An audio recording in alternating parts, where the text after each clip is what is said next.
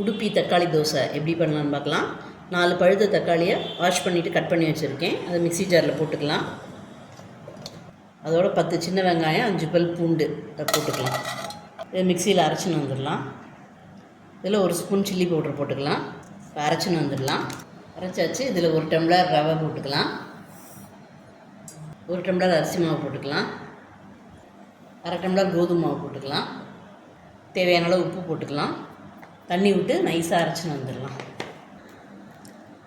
அரைச்சின்னு வந்தாச்சு. இதை ஒரு பாத்திரத்தில் விட்டுக்கலாம். இதுனாச்சு. இப்போ தோசை மாவு பார்த்து அரைச்சிக்கலாம். அரை ஸ்பூன் ஜீரகம் போட்டுக்கலாம்.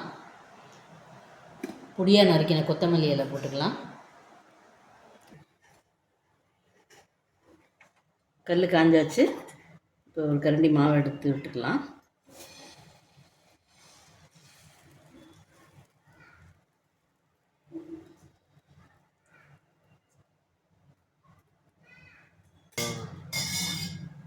சுற்றி எண்ணெய் விட்டுக்கலாம்.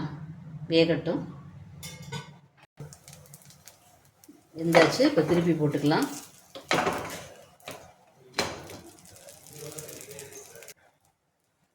இன்னொரு பக்கமும் வெந்தாச்சு. உடுப்பி தக்காளி தோசை சூப்பராக ரெடி ஆயிடுச்சு.